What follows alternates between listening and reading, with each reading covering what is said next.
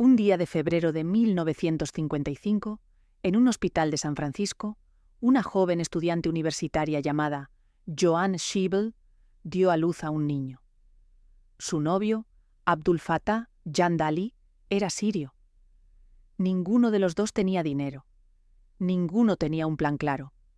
Y el padre de Joan había dejado algo muy claro. Si ella se casaba con ese hombre, la desheredaría. Así que tomó la decisión más difícil de su vida. Entregó al bebé en adopción.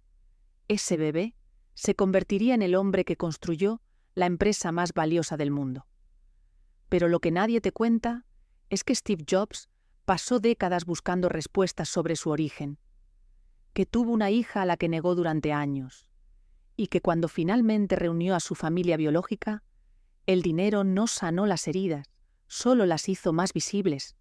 Esta es la historia de una fortuna que comenzó en un garaje y terminó valiendo más de 200.000 millones de dólares.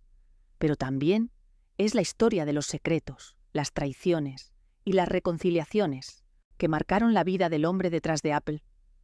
Porque Steve Jobs no solo revolucionó la tecnología, también dejó un legado familiar tan complejo como fascinante.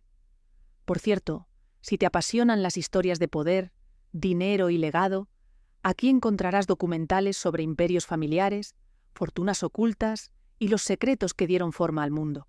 Suscríbete y cada semana exploraremos juntos cómo el dinero construyó y destruyó grandes dinastías. Dicho esto, continuemos. Paul y Clara Jobs eran una pareja trabajadora de clase media que vivía en San Francisco. Paul era mecánico y reparaba autos en su tiempo libre. Clara era contadora.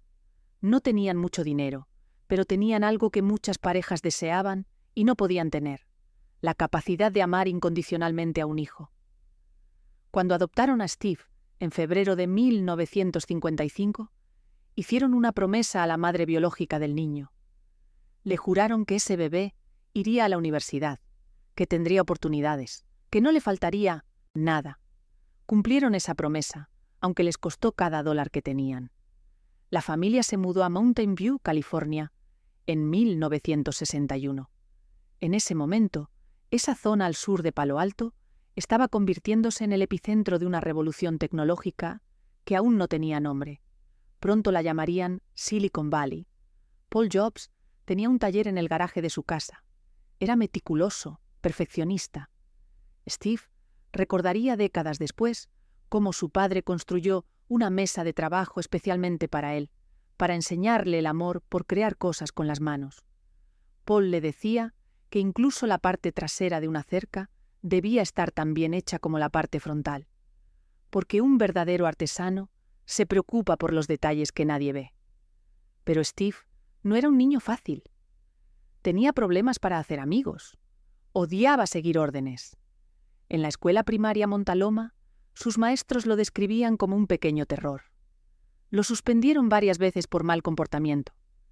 Años después, Jobs admitió que estaba aburrido y que convertía su frustración en travesuras. Hasta que llegó su maestra de cuarto grado. Esa mujer vio algo en Steve que nadie más había visto. No intentó domarlo. En lugar de eso, lo sobornó para que aprendiera. Le ofrecía $5 si terminaba un libro de ejercicios. Steve aceptó el trato. Y algo cambió. Aprendió más ese año que en cualquier otro año de su vida escolar. La escuela quería que Steve saltara 2 grados y pasara directamente a la secundaria. Pero Paul y Clara se negaron. Sabían que su hijo era inteligente, pero también sabían que necesitaba madurar emocionalmente. En 6º grado, Steve fue transferido a Crittenden Middle School en Mountain View. Allí lo acosaron. Steve le dio un ultimátum a sus padres. O lo sacaban de esa escuela o él abandonaría los estudios por completo. Paul y Clara usaron todos sus ahorros para comprar una nueva casa en 1967. Esa casa en Chris Drive, Los Altos, se convertiría en un lugar legendario en la historia de Apple. En Cupertino Junior High, Steve conoció a Bill Fernández, otro chico obsesionado con la electrónica. Fernández se convirtió en su primer amigo real. Más tarde, Fernández comentó que los demás niños de 8º grado no querían a Steve porque pensaban que era raro. Él era uno de los pocos amigos que Steve tenía. Un día, Fernández le presentó a un chico que vivía al otro lado de la calle. Su nombre era Steve Wozniak. Wozniak era 5 años mayor que Jobs, pero compartían la misma pasión por la tecnología. Esa amistad cambiaría el mundo. Durante la secundaria, Steve trabajó en el taller de un vecino que era empleado de Hewlett-Packard. Se inscribió en el Hewlett-Packard Explorer Club, donde ingenieros demostraban nuevos productos. Fue allí donde Steve vio su primera computadora a los 12 años. Quedó impresionado. Supo de inmediato que quería trabajar con computadoras. Un día, Steve necesitaba algunas piezas para un proyecto escolar. Buscó el número de William Hewlett, el presidente de Hewlett-Packard, en el directorio telefónico y lo llamó. Hewlett quedó tan impresionado que no solo le dio las piezas, sino que le ofreció un trabajo de verano ensamblando contadores de frecuencia en la línea de producción. Steve tenía 13 años. Jobs comenzó en Homestead High School a finales de 1968. Para 1970, Steve había cambiado. Experimentó con drogas por primera vez. Descubrió a Shakespeare, a Dylan Thomas, a Moby Dick. Desarrolló 2 círculos de amigos completamente diferentes: los que amaban la ingeniería y los que amaban el arte y la literatura. Durante su último año, sus mejores amigos eran Steve Wozniak y su primera novia, Chrisann Brennan, una chica artística de Homestead. Un compañero de clase lo describió como alguien que no encajaba en ningún grupo. Era lo suficientemente inteligente para ser un nerd, pero no era nerd. Y era demasiado intelectual para los hippies que solo querían drogarse todo el tiempo. Era un individuo en un mundo donde la individualidad era sospechosa. Paul y Clara habían prometido que Steve iría a la universidad. Habían trabajado duro y ahorrado cada centavo para su fondo universitario. Pero Steve, cada vez más rebelde, no se lo puso fácil. Al principio, jugó con la idea de no ir a la universidad en absoluto.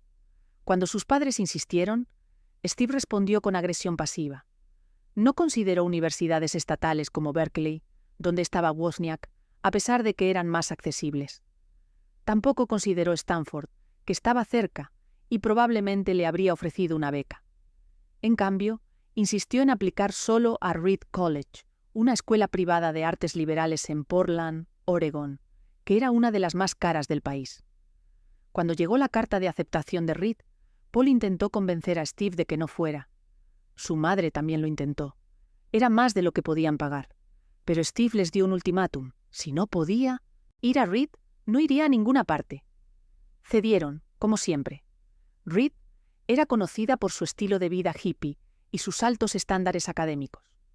Steve se inscribió para estudiar física y filosofía. Chrisann Brennan siguió involucrada con Jobs mientras él estaba en Reed. Pero pronto, Steve decidió abandonar la universidad. Le gustaba estar en Reed, pero no disfrutaba tener que asistir a las clases obligatorias. Siguió asistiendo a las clases que le gustaban, como caligrafía. Durante ese tiempo, la relación entre Jobs y Brennan se deterioró. En un discurso de graduación en Stanford, en 2005, Jobs declaró que durante este período dormía en el suelo de las habitaciones de sus amigos, devolvía botellas de Coca-Cola por dinero para comida y conseguía comidas gratis semanales en el templo local de Hare Krishna. En ese mismo discurso, Jobs dijo: «Si nunca hubiera asistido a ese único curso de caligrafía en la universidad, la Mac nunca habría tenido múltiples tipografías o fuentes proporcionalmente espaciadas». En 1972, Wozniak había diseñado una caja azul digital de bajo costo para generar los tonos necesarios para manipular la red telefónica, permitiendo llamadas de larga distancia gratis. Jobs decidió que podían ganar dinero vendiéndola. Los dos dejaron de hacer las cajas después de que casi fueron atrapados por la policía. A pesar de abandonar la empresa, según informes, ganaron alrededor de $6.000 vendiendo las cajas azules. Jobs dijo que si no fuera por las cajas azules, no habría habido Apple, y que habían aprendido que podían enfrentarse a grandes empresas y vencerlas. A mediados de 1973, Cuando Jobs tenía 18 años, se mudó de regreso al área de San Francisco y comenzó a alquilar su propio apartamento. La relación entre Brennan y Jobs era complicada en ese momento. Jobs viajaba haciendo autostop y trabajaba por la costa oeste, y Brennan ocasionalmente se unía a él. Brennan escribió en su diario: «Poco a poco, Steve y yo nos separamos, pero nunca pudimos dejarnos ir por completo. Nunca hablamos sobre romper o seguir caminos separados, y no tuvimos esa conversación donde una persona dice que se acabó». Continuaron distanciándose, pero Jobs aún la buscaba y la visitaba mientras ella trabajaba en una tienda de alimentos saludables o como niñera interna. En 1973, Steve Wozniak diseñó su propia versión del clásico videojuego Pong. Después de terminarlo, Wozniak le dio la placa a Jobs, quien luego llevó el juego a Atari en los gatos. Atari pensó que Jobs lo había construido y le dio un trabajo como técnico. Más tarde, el cofundador de Atari dijo: «La verdad es que muy pocas empresas contratarían a Steve, incluso hoy. ¿Por qué? Porque era un valor atípico para la mayoría de los empleadores potenciales. Simplemente parecería un idiota con ropa mala. Steve era difícil pero valioso. A menudo era el tipo más inteligente de la sala y dejaría que la gente lo supiera». A principios de 1974, Jobs vivía lo que Brennan describe como una vida simple en una cabaña de los gatos, trabajando en Atari y ahorrando dinero para su inminente viaje a la India. Uno de sus amigos había estado en la India y lo estaba instando a hacer su viaje espiritual allí también. Terminó llegando a las estribaciones del Himalaya después de días de viajar en tren y autobús. Allí se suponía que vería a Nim Karoli Baba, pero para cuando Jobs llegó, él había fallecido. A pesar del contratiempo, Jobs pasó 7 meses en la India, explorando su espiritualidad. Dijo: «La gente en el campo indio no usa su intelecto como nosotros, usan su intuición, y su intuición está más desarrollada que el resto del mundo. La intuición es algo muy poderoso, más poderoso que el intelecto, en mi opinión. Eso ha tenido un gran impacto en mi trabajo». Después de permanecer 7 meses, Jobs dejó la India y regresó a Estados Unidos. Jobs había cambiado su apariencia. Su cabeza estaba afeitada y usaba ropa tradicional india. Durante este tiempo, Jobs experimentó con psicodélicos, llamando más tarde a su experimentación con LSD una experiencia profunda, una de las cosas más importantes de mi vida. El LSD te muestra que hay otro lado de la moneda, y no puedes recordarlo cuando desaparece, pero lo sabes. Reforzó mi sentido de lo que era importante. Crear grandes cosas en lugar de ganar dinero, poner cosas de vuelta en la corriente de la historia y de la conciencia humana tanto como pudiera. Jobs y Brennan se convirtieron en practicantes del budismo zen. Jobs vivía nuevamente con sus padres, en su cobertizo de herramientas en el patio trasero, que había convertido en un dormitorio con un saco de dormir, colchoneta, libros, una vela y un cojín de meditación. Consideró establecer residencia monástica en Japón y mantuvo un aprecio de por vida por el zen. Jobs luego diría que las personas a su alrededor que no compartían sus raíces contraculturales no podían relacionarse completamente con su forma de pensar. Jobs luego regresó a Atari y fue asignado para crear una placa de circuito para el videojuego de arcade Breakout. Según Bushnell, Atari ofreció $100 por cada chip TTL que se eliminara de la máquina. Jobs mismo tenía poco conocimiento del diseño de placas de circuito e hizo un trato con Wozniak para dividir la tarifa en partes iguales entre ellos si podía minimizar el número de chips. Para asombro de los ingenieros de Atari, Wozniak redujo el recuento de chips TTL de 96 a 46, un diseño tan ajustado que era imposible reproducirlo en una línea de ensamblaje. Según Wozniak, Jobs le dijo que Atari solo les había dado $700, en lugar de los $5.000 pagados, y que la parte de Wozniak era de $350. Solo fue más tarde que Wozniak se enteró de esto, a lo que dijo: «Lloré bastante cuando leí eso en un libro». Fue alrededor de 1900, este tiempo que Jobs y Wozniak asistieron a reuniones del Homebrew Computer Club en 1975, que fue un trampolín hacia el desarrollo y la comercialización de la primera computadora Apple. En 1976, Wozniak diseñó y desarrolló la computadora Apple I y se la mostró a Jobs, quien sugirió que la vendieran. Jobs, Wozniak y Ronald Wayne fundaron Apple Computer en el garaje de la casa de Jobs, en Los Altos, en Chris Drive. Los dos Steves asistieron juntos al Homebrew Computer Club, un grupo de aficionados a las computadoras que se reunía en Menlo Park, California, desde 1975. Woz había visto su primer MEAT Altair allí, que hoy parece poco más que una caja de luces y placas de circuito. Wozniak se inspiró en el enfoque de construcción de MEAT para hacer algo más simple para el resto de nosotros. Wozniak produjo la primera computadora con un teclado similar a una máquina de escribir y la capacidad de conectarse a un televisor normal como pantalla. Más tarde fue bautizada como Apple, y fue el arquetipo de cada computadora moderna. Pero Wozniak no estaba tratando de cambiar el mundo con lo que había hecho. Solo quería mostrar cuánto había logrado con tan pocos recursos. Los dos decidieron el nombre Apple después de que Jobs regresó de la comuna Old One Farm en Oregón y le contó a Wozniak sobre su tiempo en el huerto de manzanas de la granja. Los vecinos en Chris Drive habían descrito a Jobs como un individuo extraño que saludaba a sus clientes, con su ropa interior colgando, descalzo y hippie. Jobs se acercó a una tienda de computadoras local, The Byte Shop, con el Apple I, quien dijo que estarían interesados en la máquina, pero solo si venía completamente ensamblada. El propietario, Paul Terrell, fue más lejos, diciendo que ordenaría 50 de las máquinas y pagaría $500 cada una en la entrega. Jobs luego llevó la orden de compra que había recibido de Byte Shop a Kramer Electronics, un distribuidor nacional de piezas, electrónicas, y ordenó los componentes que necesitaba para ensamblar la computadora Apple I. El gerente de crédito local le preguntó a Jobs cómo iba a pagar las piezas.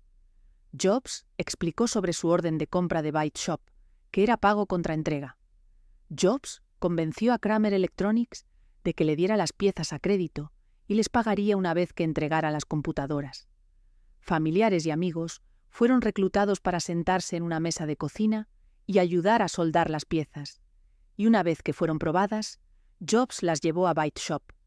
Cuando las desempaquetó, Terrell, quien había ordenado computadoras terminadas, se sorprendió por lo que encontró. Terrell había recibido esencialmente solo la placa base de la computadora. Los clientes tendrían que proporcionar el teclado, la fuente de alimentación y el televisor para usar realmente el Apple I. Aunque Terrell estaba molesto por esto, aún aceptó y pagó las unidades, sin mencionar que le dio a Jobs una idea de cómo debería ser la próxima computadora Apple. Después del éxito del Apple I, el negocio necesitaba inversión.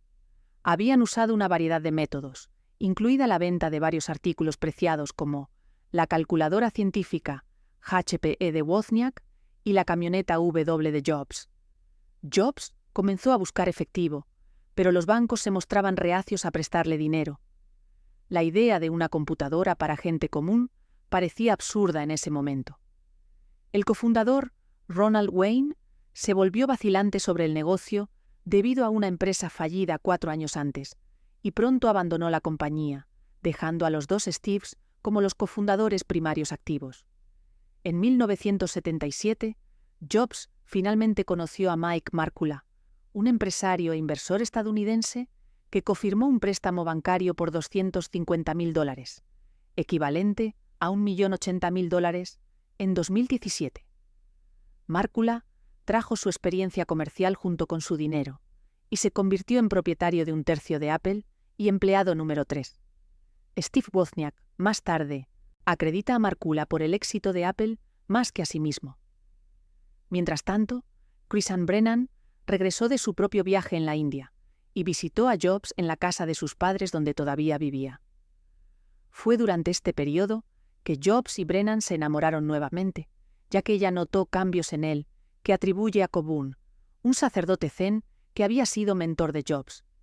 También fue en este momento que Jobs mostró un prototipo de computadora Apple para Brennan y sus padres en su sala de estar. A principios de 1977, ella y Jobs pasarían tiempo juntos en su casa, en Duveneck Ranch en Los Altos, que servía como albergue y centro de educación ambiental. Brennan también trabajó allí como maestra para niños que venían a aprender sobre la granja. Por cierto, si te interesa entender cómo nacieron las grandes fortunas, cómo surgieron los imperios empresariales y qué familias dominaron la historia, este canal te trae historias reales cada semana, mezclando ambición, poder y destino. Suscríbete y descubre los secretos que cambiaron el curso del mundo. Ahora, volvamos a la historia. Wozniak y Jobs pronto pasaron del Apple I. Muchas de las características de diseño de la computadora se debieron a la cantidad limitada de dinero que tenían para construir el prototipo, pero con los ingresos de las ventas del Apple I y la inversión reciente, pudieron comenzar la construcción de una máquina muy mejorada, el Apple II. Los dos Steves lo presentaron al público en la primera West Coast Computer Fair en abril de 1977. La principal diferencia internamente fue una interfaz de televisión completamente rediseñada, que mantenía la pantalla en memoria. Ahora, no solo útil para visualización de texto simple, el Apple II incluía gráficos y, eventualmente, color. Jobs, mientras tanto, presionó por una carcasa y teclado mucho mejorados, con la idea de que la máquina debería estar completa y lista para funcionar desde la caja. Jobs solía ir a trabajar vistiendo un cuello alto negro de manga larga, jeans azules Levi y zapatillas New Balance 991. Dijo que su elección se inspiró en la de Stuart Geman, un destacado profesor de matemáticas aplicadas en la Universidad Brown. A Jobs le gustaba la idea de tener un uniforme por su conveniencia diaria y mantener un estilo característico. A medida que Jobs tuvo más éxito con su nueva compañía, su relación con Brennan se volvió más compleja.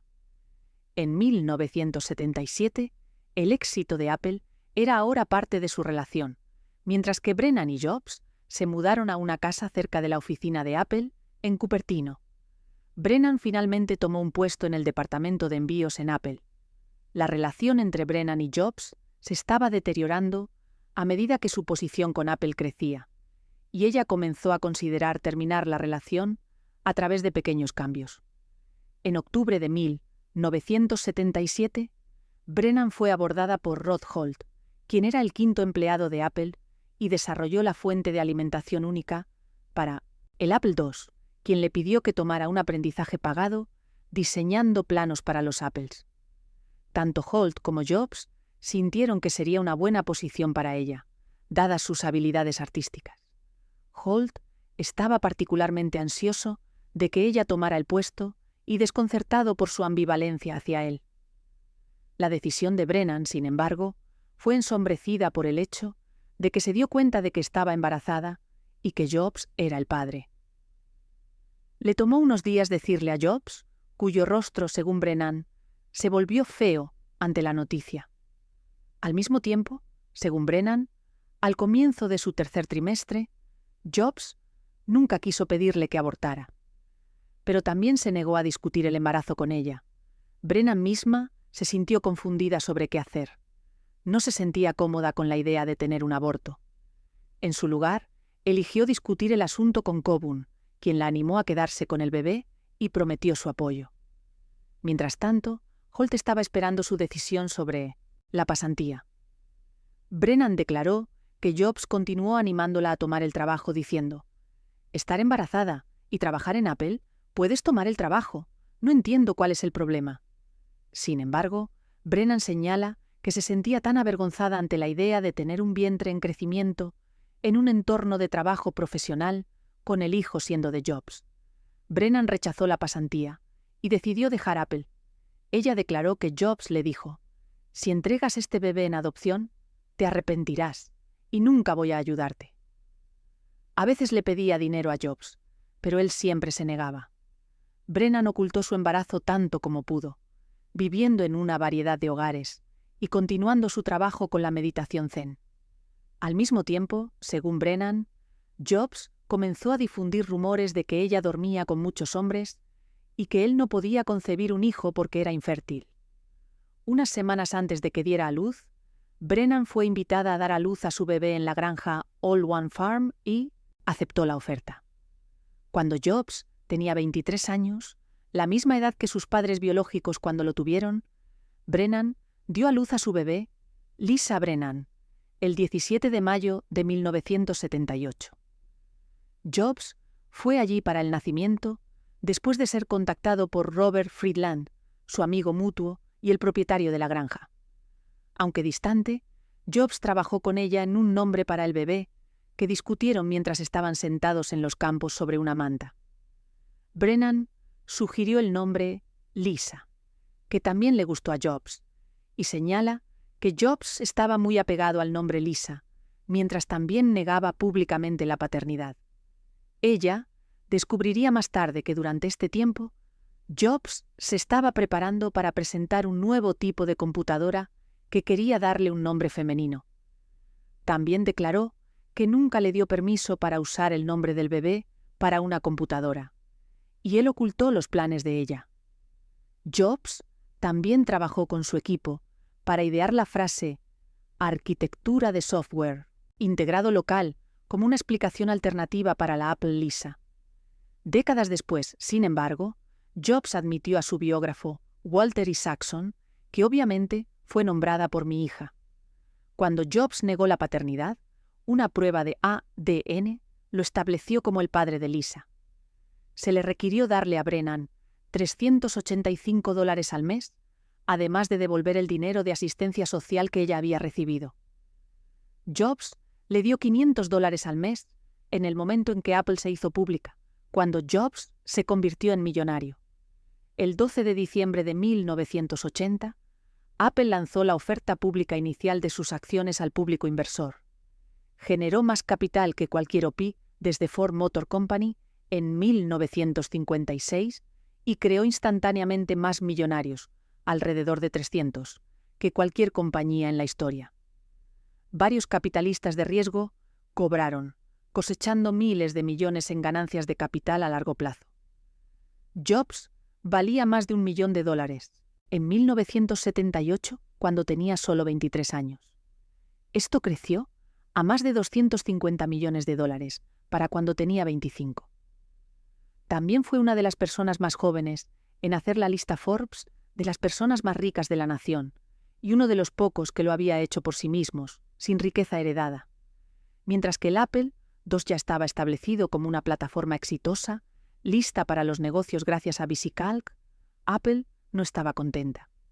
El Apple III fue diseñado para enfrentarse al entorno empresarial, lanzado el 19 de mayo de 1980. El Apple III era un diseño relativamente conservador para las computadoras de la época. Sin embargo, Steve Jobs no quería que tuviera un ventilador. En cambio, quería que el calor generado por la electrónica se disipara a través del chasis de la máquina, prescindiendo del ventilador de refrigeración. Sin embargo, el diseño físico de la carcasa no era suficiente para enfriar los componentes en su interior. Al eliminar el ventilador del diseño, el Apple III era propenso al sobrecalentamiento. Esto causó que los chips de circuito integrado se desconectaran de la placa base. Los clientes que contactaron al servicio de atención al cliente de Apple recibieron la instrucción de levantar las computadoras 15 centímetros en el aire y luego soltar, lo que haría que los circuitos integrados volvieran a su lugar. Miles de computadoras Apple III fueron retiradas del mercado. Se introdujo un nuevo modelo en 1983 para tratar de rectificar los problemas, pero el daño ya estaba hecho. Para agosto de 1981, Apple estaba entre las 3 compañías de microcomputadoras más grandes. IBM entró en el mercado de computadoras personales ese mes con la IBM PC, pero Apple tenía muchas ventajas. Mientras IBM comenzó con una microcomputadora, poco hardware o software disponible y un par de cientos de distribuidores, Apple tenía 5 veces más distribuidores en Estados Unidos y una red de distribución internacional establecida. Después de examinar la IBM PC y encontrarla poco impresionante, Apple compró con confianza un anuncio de página completa en The Wall Street Journal con el titular: Bienvenida, IBM, en serio. El jefe de Microsoft, Bill Gates, estaba en la sede de Apple el día del anuncio de IBM y más tarde detalló cómo Apple no parecía importarle y les tomó un año darse cuenta de lo que estaba sucediendo. Para 1983, la PC superó al Apple II como la computadora personal más vendida. La junta de Apple le dijo a Jobs que necesitaba supervisión adulta, pero que él podía aprobar a quien contrataran. Jobs y la junta pasaron por unos 20 candidatos, la mayoría en el sector tecnológico, pero Jobs los vetó a todos. Finalmente, conoció a John Sculley, quien había ascendido a director ejecutivo de Pepsi en solo 10 años. También tenía una reputación de ser un maestro del marketing, habiendo ayudado a crear la campaña Pepsi Challenge que desató las llamadas guerras de cola de la década de 1970. Jobs atrajo a John Sculley lejos de Pepsi Cola para servir como director ejecutivo de Apple, preguntando: ¿quieres pasar el resto de tu vida vendiendo agua azucarada? ¿O quieres una oportunidad de cambiar el mundo? La división de negocios de Apple Computer se centró en el Apple III, otra iteración de la computadora basada en texto. Simultáneamente, el grupo Lisa trabajó en una nueva máquina que presentaría una interfaz completamente diferente e introduciría las palabras ratón, icono y escritorio en el vocabulario del público informático. A cambio del derecho a comprar $1 millón de acciones previas a la OPI, Xerox otorgó a Apple Computer 3 días de acceso a las instalaciones de PARC. PARC era una subempresa de investigación y desarrollo. Después de visitar PARC, se fueron con nuevas ideas que completarían la base para la primera computadora con interfaz gráfica de usuario de Apple. Para 1984, Apple había demostrado 2 veces que era una fuerza a tener en cuenta. Se había enfrentado a IBM, el nombre más grande en la computación empresarial, y se había defendido admirablemente. El Apple I y II fueron éxitos rotundos, pero mientras que el Apple III y Lisa habían sido fracasos notables, Apple necesitaba otro éxito, tanto para garantizar su futuro como para dirigirse al extremo inferior del mercado, que hasta la fecha había ignorado regularmente. Ese éxito fue el Macintosh, la máquina que en gran medida garantizó el futuro de la compañía. Siempre recordaremos a Steve Jobs como el hombre que lanzó el Macintosh, pero solo llegó al proyecto en 1981, 2 años después de que Jeff Raskin hubiera comenzado a trabajar en la computadora de bajo costo para uso doméstico y empresarial.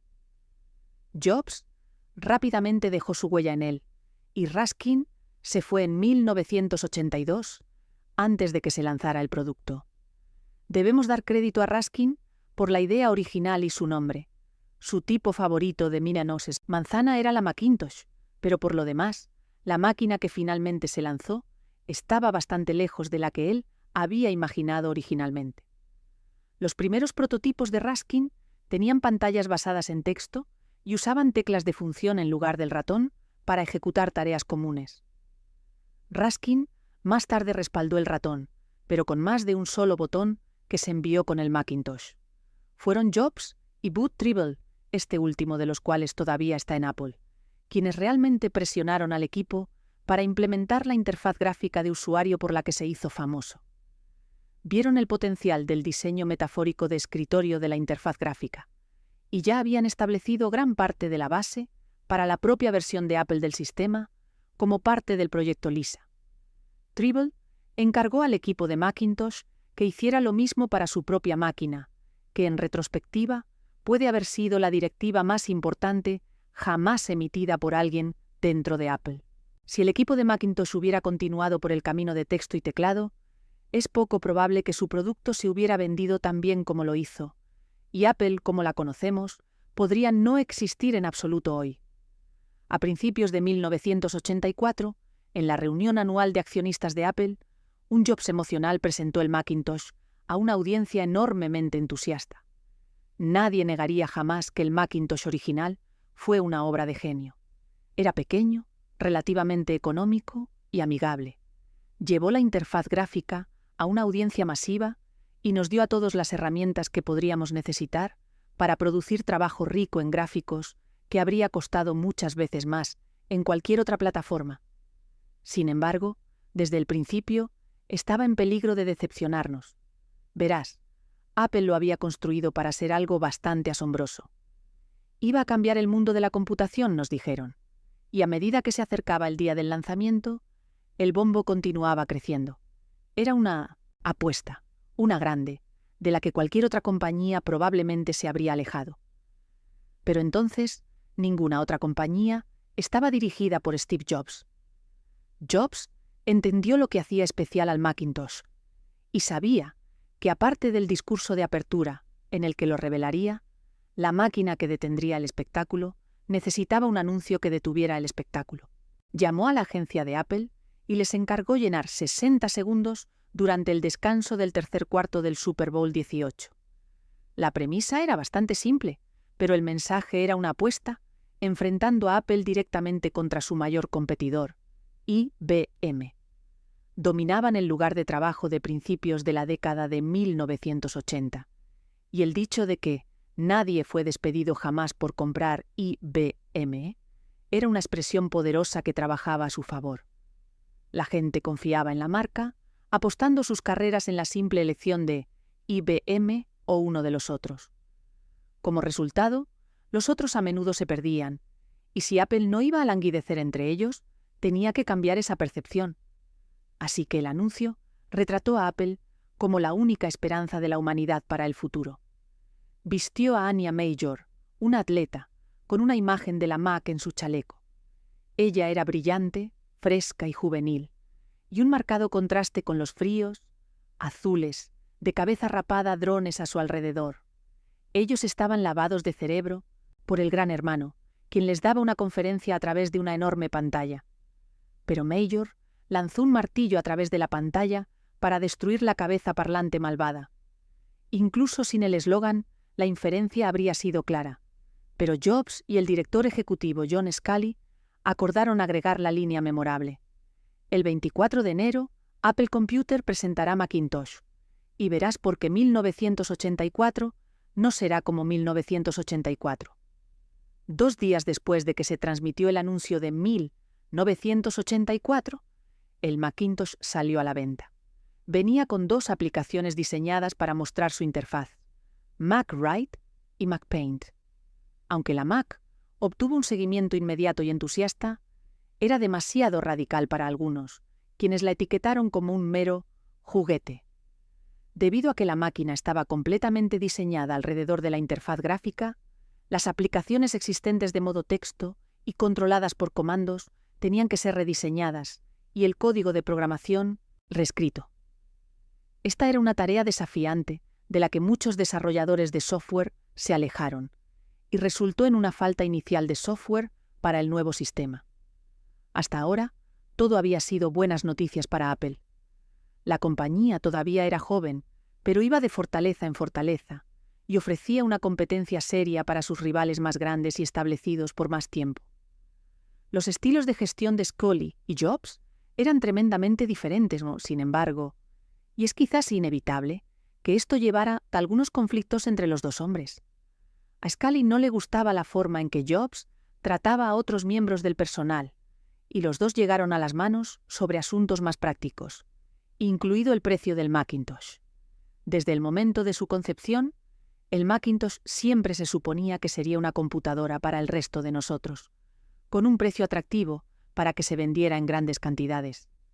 El objetivo era lanzar una máquina de $1.000, pero a lo largo de años de desarrollo, a medida que el proyecto se volvió más ambicioso, esto casi se duplicó. Poco antes de su lanzamiento, estaba previsto que saliera a la venta a $1.995, pero Sculley podía ver que incluso esto no era suficiente y decretó que tendría que aumentarse otros $500. Jobs no estuvo de acuerdo, pero Sculley prevaleció y el Macintosh llegó a los estantes a $2.495. Ese fue solo el comienzo de la fricción entre los 2 hombres, que no fue ayudada por una recesión en la fortuna de la compañía. Las ventas del Macintosh comenzaron a disminuir. La Lisa fue descontinuada y Jobs no ocultó el hecho de que su respeto inicial por Scully se había enfriado. La Junta instó a Scully a controlar a Jobs. Eso es exactamente lo que hizo, pero no hasta marzo de 1985, justo antes de 2 años después de llegar a la compañía. Scully visitó a Jobs en su oficina y le dijo que le estaba quitando su responsabilidad de dirigir el equipo de Macintosh. Hablando con la BBC en 2012, Scully dijo: «Lo que sucedió dentro de la compañía en ese momento, cuando se introdujo la oficina Macintosh en 1985 y fracasó, Steve entró en una depresión muy profunda. Estaba deprimido, y él y yo tuvimos un gran desacuerdo, donde él quería reducir el precio del Macintosh, y yo quería centrarme en el Apple II porque éramos una compañía pública. Teníamos que tener las ganancias del Apple II, y no podíamos permitirnos reducir el precio del Macintosh, porque necesitábamos las ganancias del Apple II para mostrar nuestras ganancias, no solo para cubrir los problemas de la Mac. Eso es lo que llevó al desacuerdo y al enfrentamiento entre Steve y yo, y finalmente la Junta lo investigó y acordó que mi posición era la que querían apoyar». Las respectivas visiones de Scully y Jobs para la compañía diferían enormemente. Scully favorecía las computadoras de arquitectura abierta, como el Apple II, vendidas a educación, pequeñas empresas y mercados domésticos menos vulnerables a IBM. Jobs quería que la compañía se centrara en el Macintosh de arquitectura cerrada como una alternativa comercial a la IBM PC. Scully tenía poco control sobre el presidente de la Junta, Jobs, y su división Macintosh. Esta y la división Apple, dos operaban como compañías separadas, duplicando servicios. Aunque sus productos proporcionaron el 85% de las ventas de Apple a principios de 1985, la reunión anual de la compañía de enero de 1985 no mencionó la división Apple II ni a los empleados. Muchos se fueron, incluido Wozniak, quien declaró que la compañía había estado yendo en la dirección equivocada durante los últimos 5 años, y vendió la mayor parte de sus acciones. El fracaso del Macintosh para derrotar a la PC fortaleció la posición de Scully en la compañía. Pero Jobs no estaba listo para irse sin pelear. Scully tuvo que salir del país por negocios ese mayo, y Jobs vio esto como la oportunidad perfecta para recuperar el control de la compañía. Confió en los miembros senior de su propio equipo, que en ese momento incluía a Jean-Louis Gasset, quien estaba siendo preparado para hacerse cargo de Jobs en el equipo de Macintosh. Gasset le dijo a Scully lo que estaba sucediendo, y Scully canceló su viaje. A la mañana siguiente, Scully confrontó a Jobs frente a toda la Junta, preguntando si los rumores eran ciertos. Jobs dijo que sí, y Scully pidió a la Junta que eligiera entre los dos, él o Jobs. Se pusieron del lado de Scully, y el destino de Jobs estaba sellado. Scully reorganizó la compañía, instaló a Gasset al frente de la división de computadoras e hizo a Jobs presidente de Apple. Eso podría sonar como una promoción, pero en realidad era un papel en gran medida ceremonial que alejó al cofundador de la gestión diaria de la compañía. Unos meses después, el 17 de septiembre de 1985, Jobs presentó una carta de renuncia a la Junta de Apple. 5 empleados senior adicionales de Apple también renunciaron y se unieron a Jobs en su nueva empresa, Next. Jobs explicó más tarde que la industria entró en recesión y Scully no sabía qué hacer. Dijo que había un vacío de liderazgo en la cima de Apple. Había gerentes generales fuertes dirigiendo divisiones en Apple, pero había una falta de liderazgo. Jobs describió a John Scully como alguien con un increíble instinto de supervivencia, de modo que cuando las cosas se pusieron difíciles, culpó todos los problemas de Apple a Jobs, mencionando que no te conviertes en uno de los mejores directores ejecutivos de Estados Unidos sin aprender a sobrevivir. Steve Jobs dijo que contrató al tipo equivocado. Después de su renuncia a Apple en 1985, Jobs fundó Next Inc. con $7 millones. Un año después se estaba quedando sin dinero y buscó capital de riesgo sin ningún producto en el horizonte. Eventualmente, Jobs atrajo la atención del multimillonario Ross Perot, quien invirtió fuertemente en la compañía. La computadora Next se mostró al mundo en lo que se consideró el evento de regreso de Jobs, un lujoso evento de lanzamiento exclusivo por invitación que fue descrito como una extravagancia multimedia.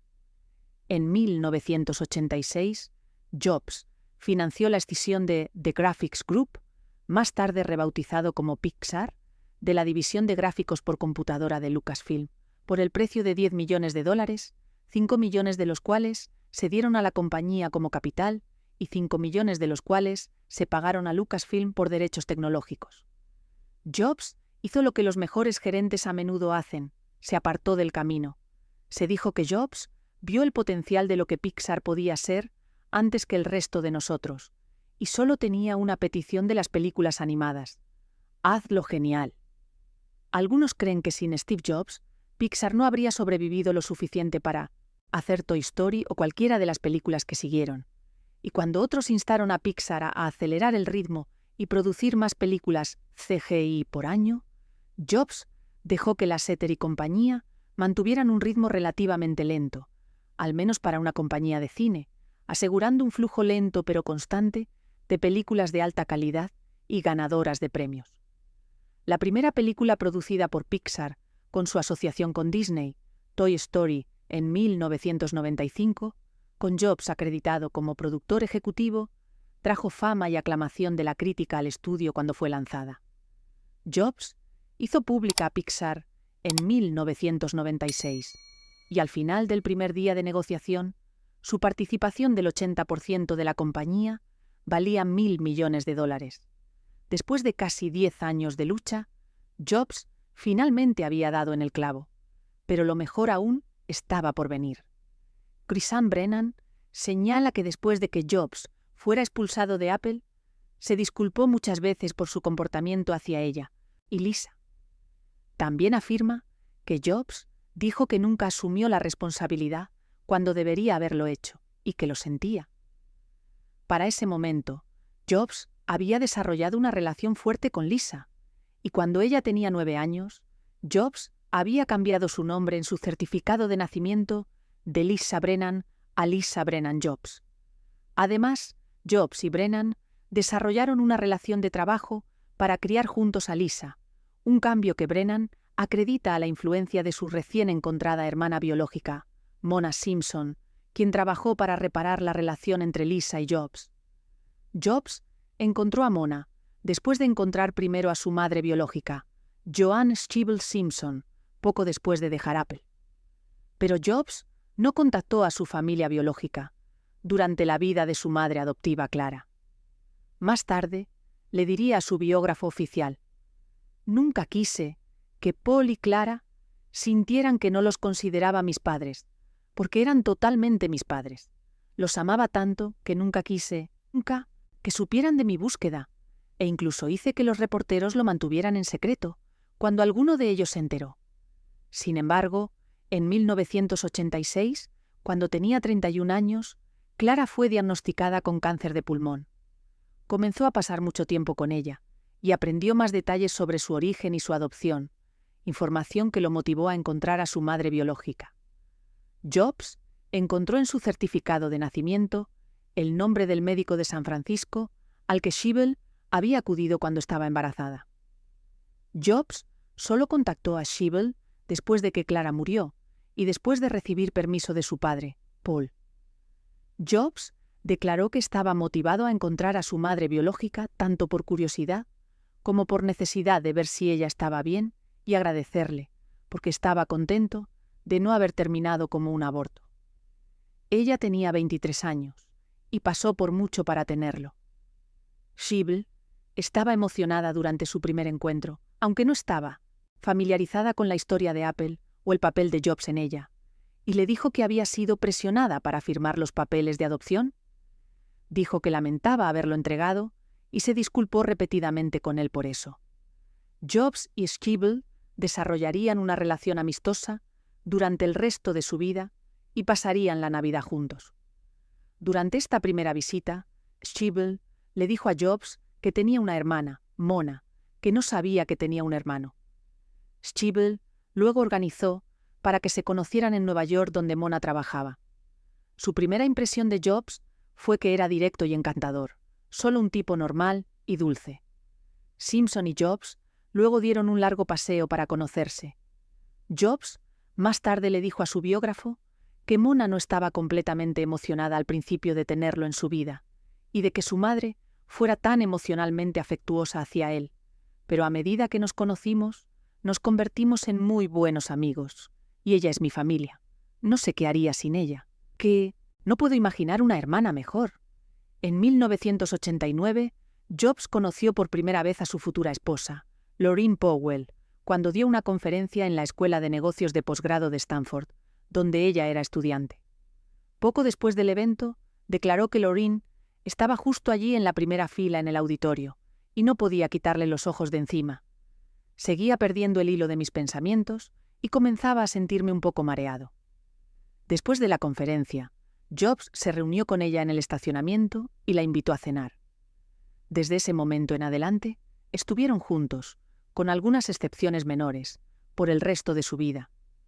Jobs propuso matrimonio el día de Año Nuevo de 1990, con un puñado de flores silvestres recién recogidas.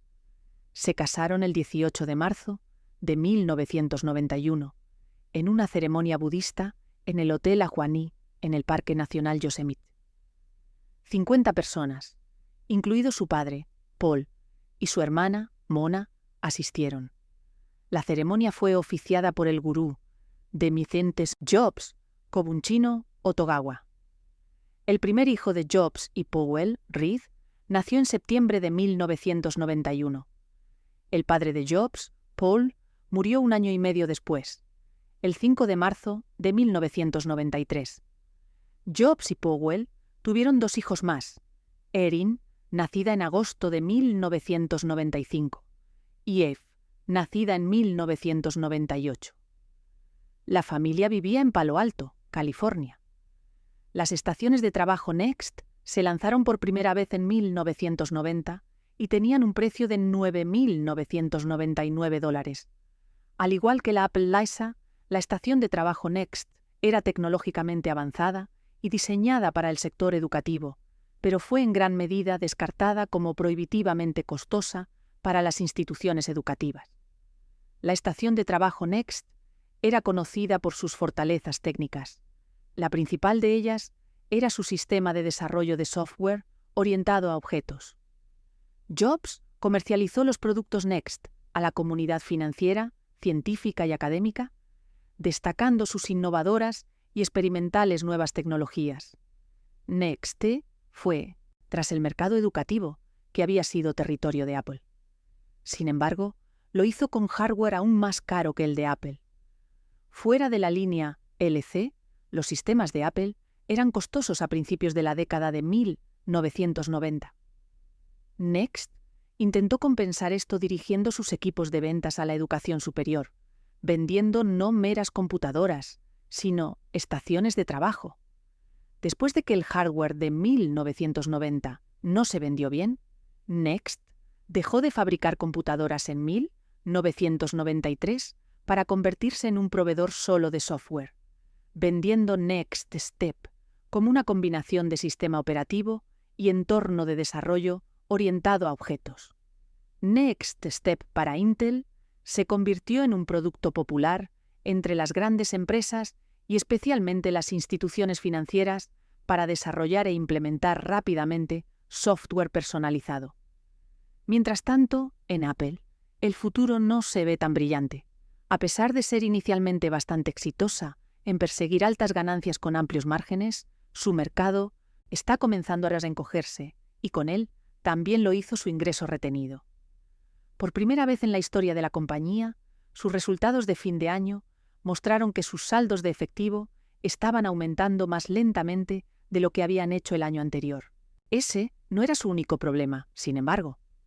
IBM había estado ganando más que Apple desde mediados de la década de 1980, cuando se estableció como la fuerza dominante en la computación de oficina. Había poco que indicara que esto cambiaría pronto, y para empeorar las cosas, el diferenciador clave de Apple estaba a punto de recibir un golpe casi letal.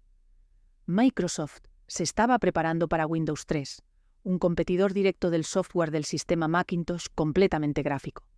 Apple Computer compró Next en 1996, después de que sus propios esfuerzos por actualizar el sistema operativo Macintosh fracasaran. Después de la venta, Steve Jobs comenzó trabajando como asesor, pero luego fue nombrado director ejecutivo interino y finalmente director ejecutivo de la compañía. Apple dijo que las fortalezas de Next en software de desarrollo y entornos operativos se combinarían con la facilidad de uso y el software multimedia de Apple. Apple inicialmente dijo que las características de Next Step se usarían en su propio sistema operativo, Mac OS.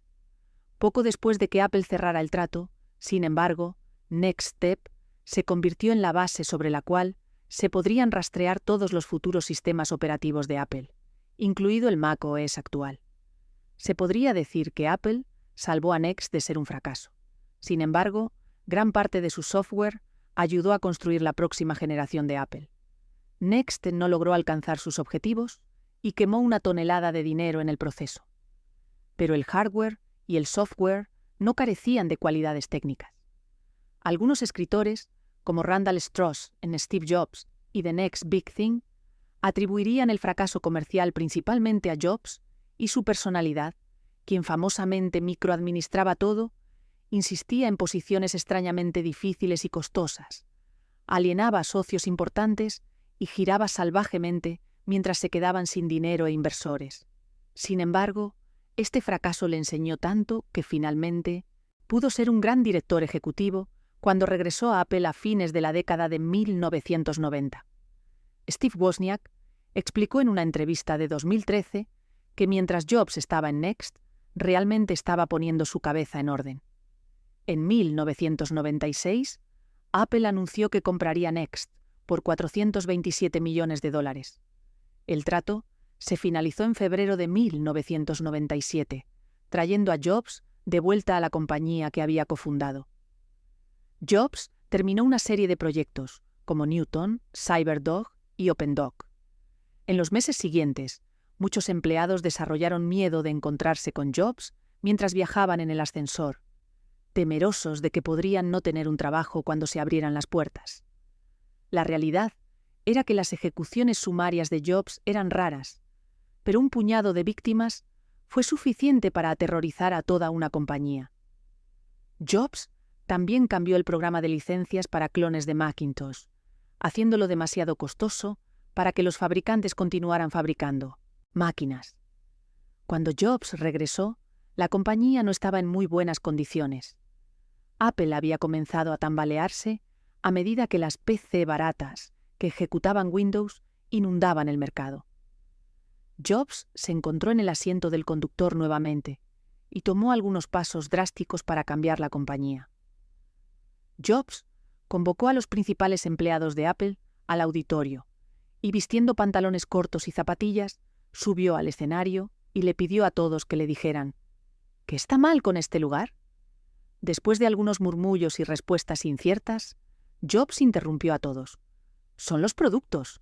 Entonces, ¿qué está mal con los productos? Los productos apestan. Ya no hay sexo en ellos». Y eso es porque mientras Jobs estuvo fuera, Apple comenzó a perder su identidad icónica, que era una marca registrada de la influencia de Steve Jobs. Los precios subieron y las Mac de repente dejaron de venderse. La línea de productos proliferó y se fragmentó tanto que era imposible distinguir la diferencia entre modelos. Esto no solo confundió a los clientes, sino también a los asociados de ventas, y la imagen de Apple se dañó en el proceso. Jobs comenzó a dar pasos para volver a poner en su lugar la Apple que había construido originalmente.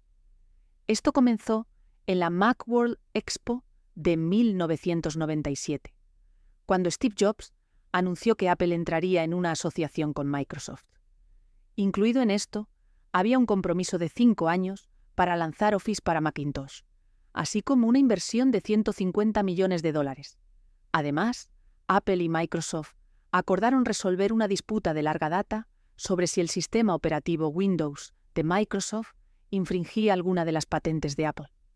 Jobs usó el dinero para aumentar la publicidad y destacar los productos que Apple ya ofrecía, mientras cortaba el dinero de investigación y desarrollo en áreas que no producían. Uno de los primeros movimientos de Jobs como nuevo director ejecutivo interino fue desarrollar el iMac, que le dio tiempo a Apple para reestructurarse. El iMac original integró una pantalla CRT y CPU en un cuerpo de plástico transparente aerodinámico.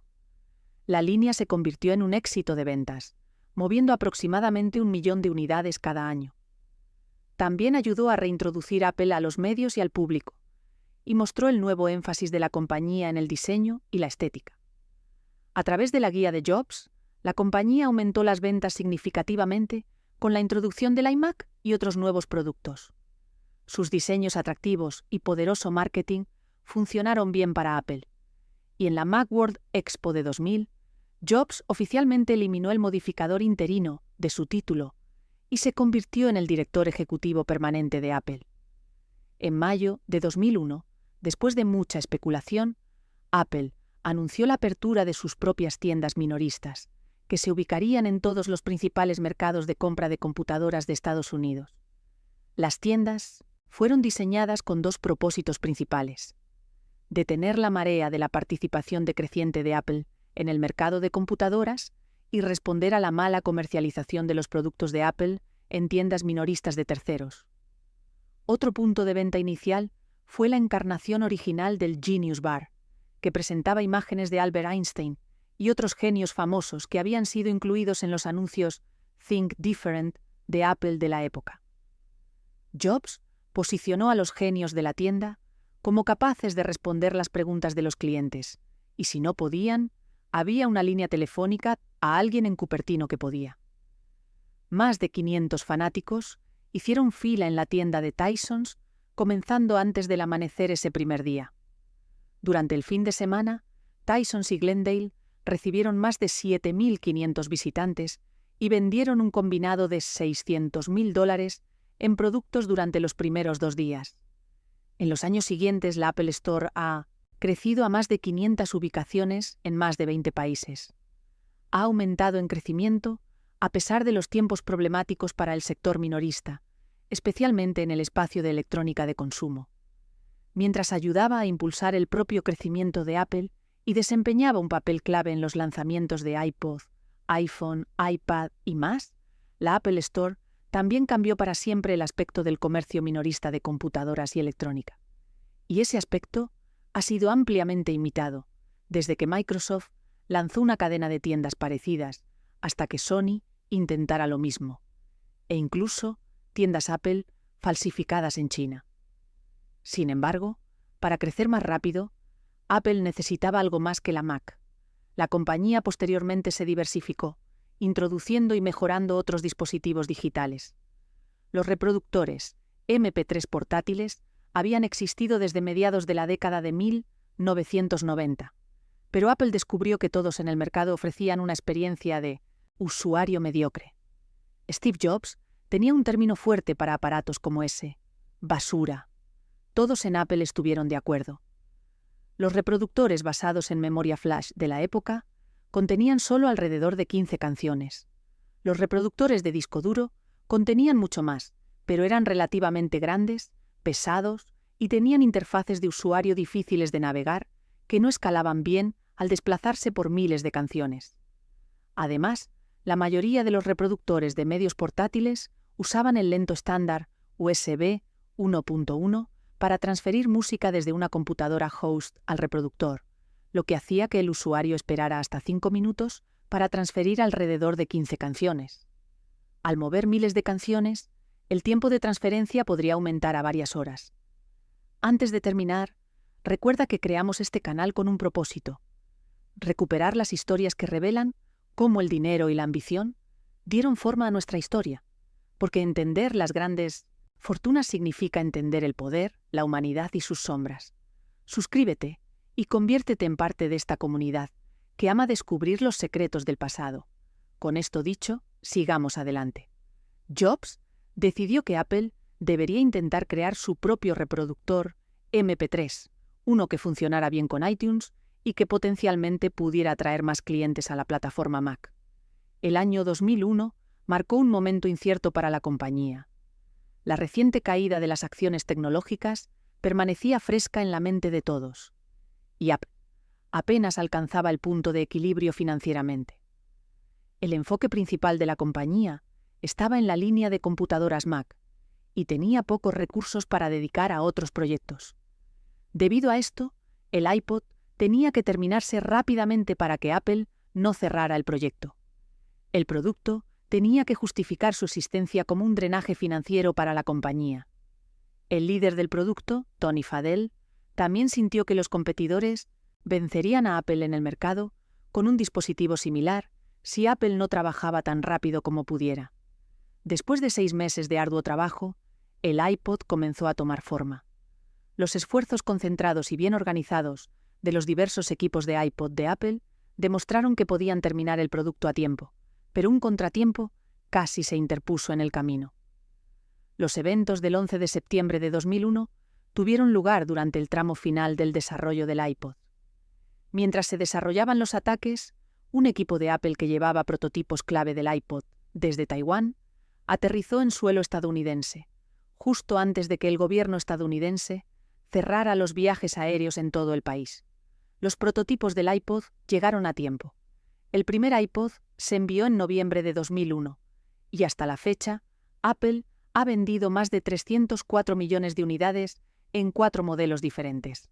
Con la exitosa introducción del iPod, la compañía entró en las industrias de dispositivos móviles y distribución de música, dando un enorme impulso a los ingresos de Apple. En 2003, Apple lanzó la tienda de música iTunes con 200.000 canciones a 99 centavos cada una, dando a la gente una forma conveniente de comprar música legalmente en línea. Vendió 1 millón de canciones en su primera semana. El experto en música Mark Mulligan describió a Jobs como el que llevó por sí solo a la industria musical a la era digital. Antes de que Apple lanzara iTunes, Jobs se reunió con docenas de músicos con la esperanza de reunir a las discográficas para que aceptaran el plan de iTunes. Una de las personas a las que Jobs le presentó la idea fue el prominente trompetista Wynton Marsalis. Marsalis dijo que Jobs habló durante 2 horas seguidas. Era un hombre poseído, dijo. Después de un tiempo, comencé a mirarlo a él, y no a la computadora, porque estaba tan fascinado con su pasión. Presentar y vender era una parte clave del repertorio de Jobs. Era uno de los mejores presentadores del mundo. Sus discursos de apertura cautivaban a las audiencias y se han convertido en un elemento básico de la marca Apple. No solo anunciaba un nuevo producto de Apple, encontraba formas de hacer que la audiencia estuviera lo más emocionada posible mientras hacía magistralmente de ese producto de Apple el próximo artículo imprescindible. La pasión de Jobs brillaba en cada presentación, lo que resonaba con la audiencia. Fue admirado y criticado por su habilidad en la persuasión y las ventas, que ha sido apodada el campo de distorsión de la realidad, y fue particularmente evidente durante sus discursos de apertura, conocidos coloquialmente como Steve Notes, en Macworld Expos y en las conferencias mundiales de desarrolladores de Apple. Sin embargo, en octubre de 2003, Jobs fue diagnosticado con cáncer. A mediados de 2004, anunció a sus empleados que tenía un tumor canceroso en su páncreas. El pronóstico para el cáncer de páncreas suele ser muy pobre, pero Jobs declaró que tenía un tipo raro, mucho menos agresivo. A pesar de su diagnóstico, Jobs resistió las recomendaciones de sus médicos para intervención médica durante 9 meses. En su lugar, confiando en la medicina alternativa para frustrar la enfermedad. Según el investigador de Harvard Ramsey Hamry, su elección de tratamiento alternativo llevó a una muerte innecesariamente temprana.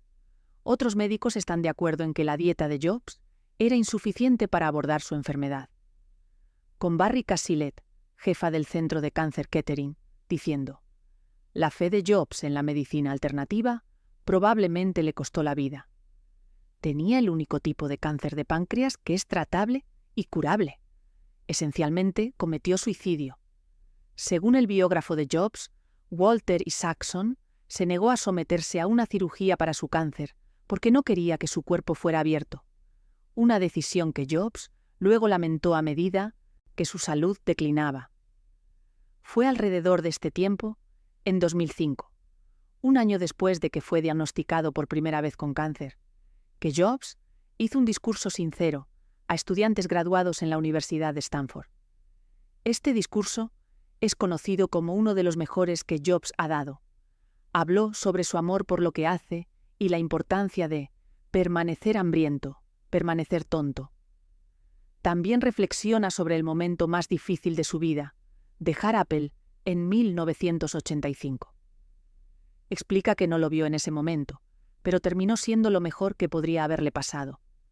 De vuelta en Apple, Jobs comenzó a prepararse para la Conferencia Mundial de Desarrolladores del 6 de junio de 2005, donde Apple revelaría su plan para comenzar a producir computadoras Mac basadas en Intel en 2006.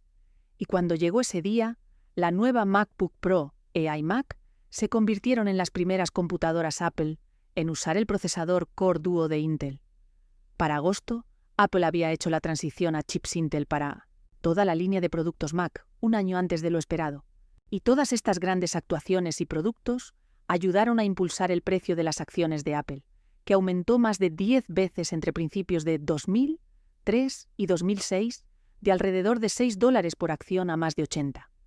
Y en enero de 2006, la capitalización de mercado de Apple superó la de Dell, un hito enorme para la compañía. Porque 9 años antes, el director ejecutivo de Dell había dicho que si él dirigiera Apple, la cerraría y devolvería el dinero a los accionistas. Jobs envió un correo electrónico a todos los empleados cuando la capitalización de mercado de Apple superó la de Dell. Decía: equipo, resultó que Michael Dell no era perfecto prediciendo el futuro. Basado en el cierre del mercado de valores de hoy, Apple vale más que Dell, las acciones suben y bajan, y las cosas pueden ser diferentes mañana, pero pensé que valía la pena un momento de reflexión hoy. Steve. Mientras tanto, el contrato de Pixar con Disney se estaba agotando. Jobs y el director ejecutivo de Disney, Michael Eisner, intentaron pero no lograron negociar una nueva asociación, y a principios de 2004, Jobs anunció que Pixar buscaría un nuevo socio para distribuir sus películas después de que expirara su contrato con Disney. Pero en octubre de 2005, Bob Iger reemplazó a Eisner en Disney. Iger trabajó rápidamente para reparar las relaciones con Jobs y Pixar. En 2006, los dos anunciaron que Disney había acordado comprar Pixar en una transacción total de acciones por valor de $7.400 millones.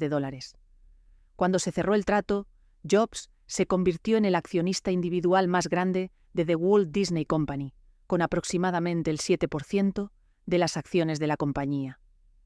En enero de 2007, Apple entró en el negocio de los teléfonos inteligentes con la introducción del iPhone. Incluía una pantalla táctil, todas las características de un iPod y un navegador de Internet. Fue una refutación completa de todo el mercado de teléfonos inteligentes, que había estado obsesionado con agregar más botones, más características y más stylus. Pero todas esas cosas vinieron en detrimento de la experiencia del usuario. Es por eso que Steve Jobs usó este gráfico al presentar el iPhone. El Moto Q, Nokia E62 y Palm Treo eran más capaces que el teléfono celular promedio, pero esas características adicionales agregaban complejidad. El iPhone se propuso ofrecer lo mejor de ambos mundos, el teléfono más lleno de características jamás creado, al tiempo que también era el más fácil de usar. Y todo comenzó eliminando lo que Steve Jobs había detestado durante toda su carrera: los botones. El iPhone tenía una enorme pantalla multitáctil, con solo un botón. De esa manera, la interfaz podía cambiar dependiendo de qué aplicación se estuviera usando. Un enfoque que había funcionado bien en las computadoras durante décadas. También había pellizcar para hacer zoom, efectos basados en física, como desplazamiento inercial y efecto de goma elástica, y multitarea que permitía a los usuarios cambiar sin problemas de música, a llamadas telefónicas, a navegación web, a correo electrónico y viceversa. El iPhone de primera generación puede considerarse primitivo para los estándares de hoy, con su cámara de 2 megapíxeles, pantalla pequeña y marco grueso. Pero el iPhone original inició por sí solo la era moderna de los teléfonos inteligentes, con casi todos los dispositivos de hoy tomando prestados elementos de diseño y funcionalidad de él. El 28 de junio de 2007, el iPhone finalmente salió a la venta después de 5 meses de anticipación, y la emoción resultó en filas que se formaban fuera de las Apple Stores en todo el país, 2 días antes del lanzamiento del producto. El iPhone fue nada menos que un éxito, con 250.000 de unidades vendidas en su primer día. Los fabricantes de teléfonos inteligentes volvieron a la mesa de dibujo para desarrollar dispositivos multitáctiles que pudieran competir, y Apple se puso a trabajar en su próximo modelo, el iPhone 3GQ. En enero de 2009, Jobs emitió un memorándum informando a los empleados de Apple que mis problemas relacionados con la salud son más complejos de lo que pensé originalmente, y tomó una licencia médica de 6 meses, dejando a Tim Cook a cargo de las operaciones diarias de Apple, como lo hizo en 2004. En este punto, Jobs finalmente aceptó someterse a un trasplante de hígado, y por mera coincidencia, Tim Cook resultó ser un donante elegible, ya que compartía el tipo de sangre O negativo de Jobs. Pero cuando Cook ofreció una porción de su hígado, Jobs lo interrumpió, gritando: «No, nunca te dejaré hacer eso, nunca haré eso». En cambio, fue puesto en una lista de espera en Tennessee, donde tenía la mejor oportunidad de recibir un trasplante de hígado lo más rápido posible. Y eso es exactamente lo que sucedió en abril de 2009. Después de la cirugía, el pronóstico de Jobs se describió como excelente, y regresó a Apple 6 semanas después a tiempo parcial. La primera aparición pública que Jobs hizo después de su cirugía fue en un evento de Apple, en septiembre de 2009. Cuando caminó al escenario, Jobs fue recibido con una ovación de pie que duró casi 1 minuto completo. Fue durante este evento que presentó el iPad, un producto que en realidad fue concebido antes que el iPhone, pero fue archivado debido a que el proyecto del teléfono inteligente tomó prioridad. La idea de una tableta en particular atraía a Jobs, principalmente debido a su simplicidad y portabilidad.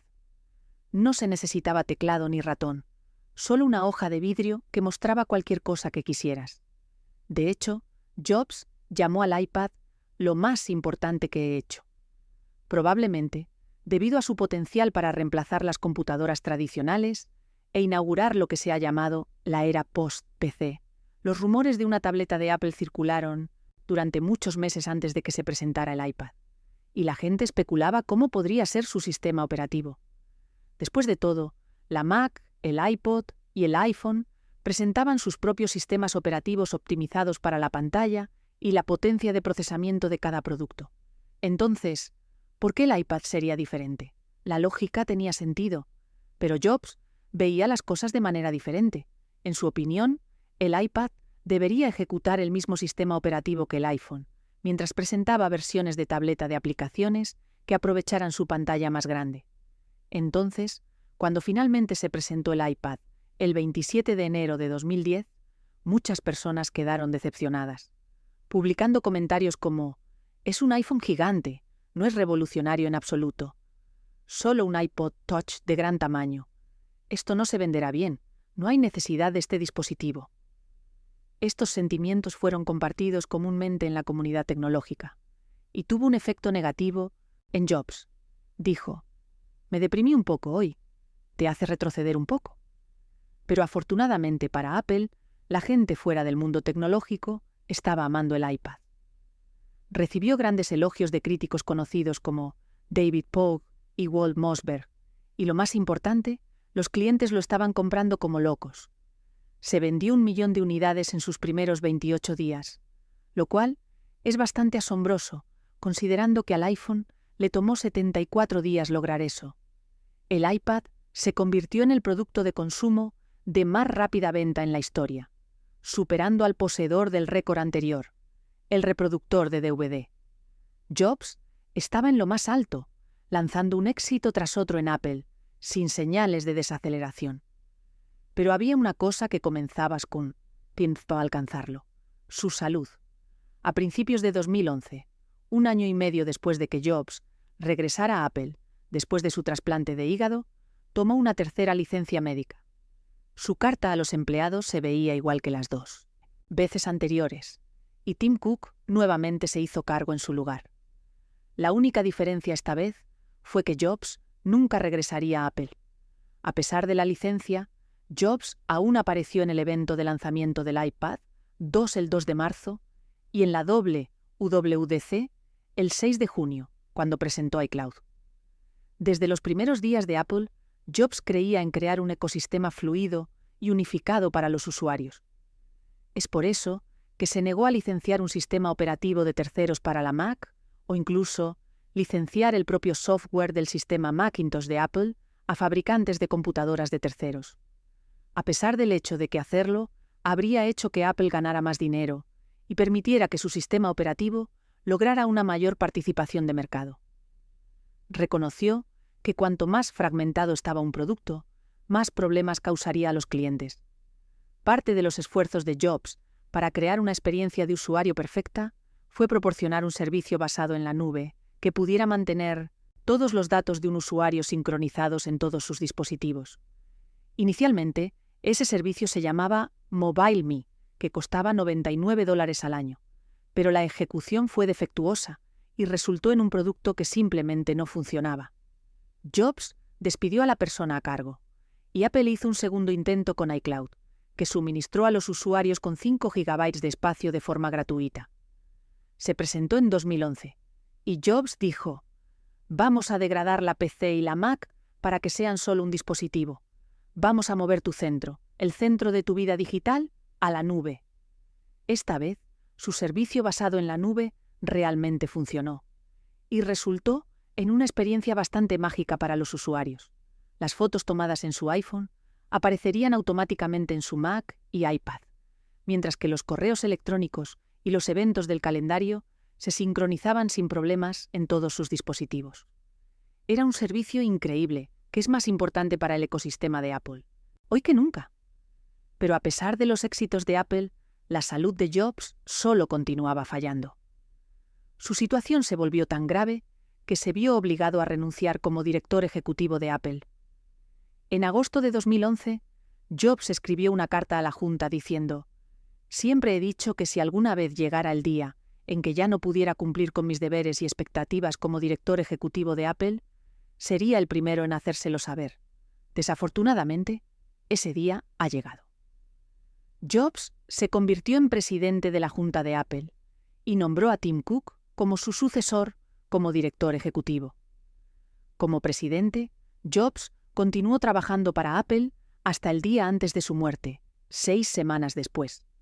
Falleció en su casa de Palo Alto alrededor de las 3 de la tarde del 5 de octubre, debido a complicaciones de un tumor pancreático que resultó en un paro respiratorio. Su esposa, hijos y hermanas estaban a su lado. Mona Simpson describió su muerte diciendo: «Las últimas palabras de Steve, horas antes, fueron monosílabos, repetidos 3 veces. Antes de partir, había mirado a su hermana Patty, luego durante mucho tiempo a sus hijos, luego a su compañera de vida, Laureen, y luego sobre sus hombros más allá de ellos. Las últimas palabras de Steve fueron: «Oh, wow, oh, wow, oh, wow». Luego perdió el conocimiento y murió varias horas después. Se llevó a cabo un pequeño funeral privado el 7 de octubre, cuyos detalles, por respeto a la familia de Jobs, no fueron revelados. Durante 2 semanas después de su muerte, Apple mostró una foto de Jobs en su página de inicio en recuerdo. El 19 de octubre se llevó a cabo un servicio conmemorativo privado en el campus de Apple. La viuda de Jobs, Laureen, estuvo presente, así como Cook, Bill Campbell, Nora Jones, Al Gore y Coldplay. Algunas de las tiendas minoristas de Apple cerraron brevemente para que los empleados pudieran asistir al memorial. Se puso a disposición del público un video del servicio en el sitio web de Apple. Jobs fue uno de los empresarios más innovadores e influyentes de nuestro tiempo. Dejó un legado que será maravillado y estudiado durante décadas. A pesar de sus humildes comienzos, Jobs pudo construir la marca más valiosa del mundo y revolucionar varias industrias. Su identidad estaba tan entrelazada con la de Apple que cuando renunció, muchos predijeron el declive de la compañía, afirmando que ya no podrían innovar sin su líder visionario. Pero muchas personas no reconocieron el regalo más crucial que Jobs dejó atrás: su filosofía. Cuando fue expulsado de la compañía en 1985, John Sculley no compartía las creencias de Jobs sobre lo que hacía grande a un producto. Pero cuando Jobs renunció en 2011, la compañía había estado impregnada de esa filosofía, y Tim Cook era quizás el individuo que la entendía mejor. De hecho, poco antes de su muerte, Jobs le dijo a Cook: «Nunca preguntes qué haría yo, solo haz lo correcto».